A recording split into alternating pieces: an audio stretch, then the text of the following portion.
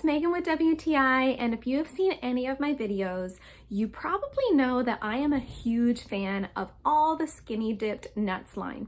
And I'm also a big dark chocolate fan, so I was really excited to try these super dark chocolate and sea salt almonds. I consider myself to be a true dark chocolate lover, so this 73% cacao dark chocolate coating on these deliciously roasted almonds is just perfect for me. A big reason why I prefer skinny dipped almonds over other chocolate dipped almonds is because they do not have a shiny coating.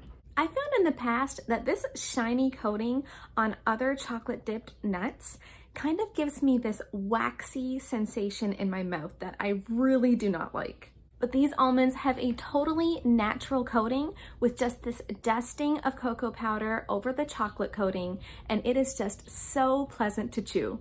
The chocolate fix that I get from these almonds is spot on, and I also feel really good about the fact that the protein in these nuts keeps me full for longer. And that's my point of view.